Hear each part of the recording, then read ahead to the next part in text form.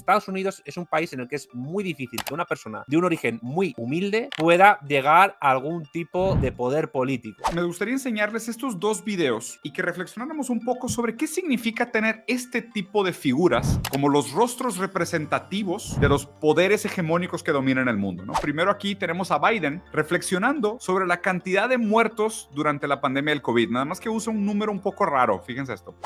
And we're still feeling the profound loss of the pandemic, as I mentioned, of over 100 people dead.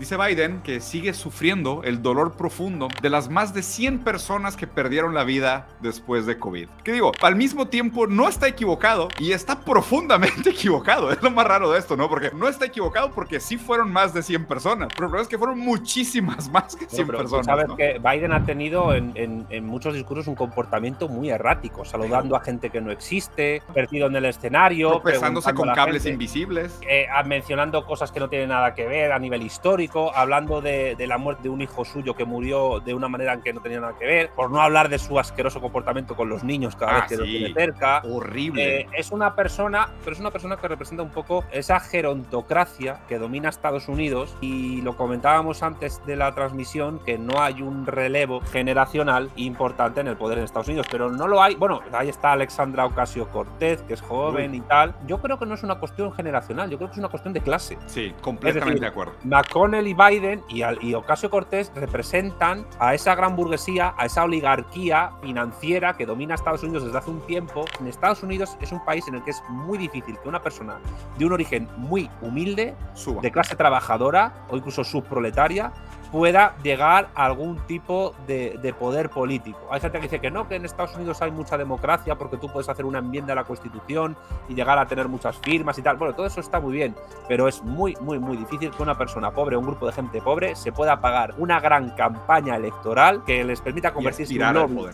Claro, porque además los partidos ahí, el demócrata y el republicano, no funcionan al estilo tradicional como puede pasar en México, en Brasil o en España. Es decir, son grupos ideológicos donde hay lobbies que compiten en primarias por ver quién tiene más poder. Es evidente que el relevo va a consistir solo en aquella gente que perpetúe ese mecanismo de control a través de lobbies, a través del Pentágono, a través de la industria armamentística, a través de la industria de la comunicación, a través de Hollywood, a través de los grandes medios de comunicación de masas que maneja Estados Unidos, y también, sobre todo, a través de las grandes empresas transnacionales de tecnología y de industria que tiene Estados Unidos, desde el rifle hasta X, que antes se llamaba Twitter, de Elon Musk. Es decir, no hay relevo generacional salvo que el jovencito sea totalmente partidario de mantener lo que hay. ¿Por qué no pasa? O sea, ¿por qué no hay figuras jóvenes líderes en estos países? Primero, el análisis que hace Santiago, que es decir, esto es un problema fundamentalmente de clase, porque la movilidad de clase en estos países es minúscula, y transformar ese poder financiero en poder político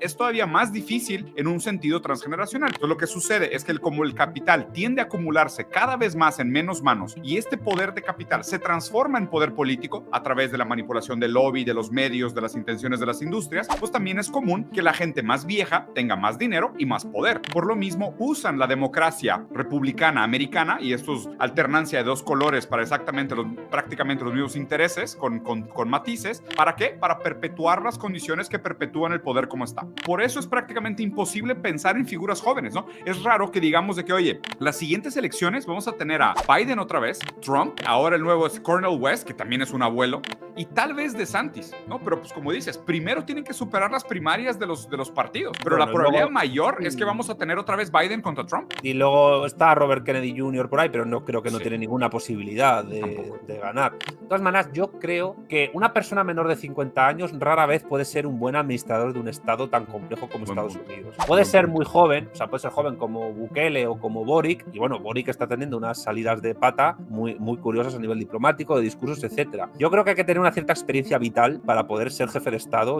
o jefe de gobierno y hacerlo bien. De acuerdo. No creo que una persona menor de 50 años, menor de 40 años, tenga capacidad intelectual y vital para poder ser jefe de un país. Yo lo que preguntaría a la gente que te sigue y a la gente que me sigue a mí, que está ahora en el chat, es, como trabajadores que son, ¿qué demandarían en un gobernante? ¿Qué les pediría para ellos tener algún tipo de posibilidad, no ya solo de tener un trabajo mejor, sino incluso de poder tener capacidad de influir en el poder político de su estado? Esa es la pregunta que una persona joven tiene que hacerse, sobre todo si es de clase obrera.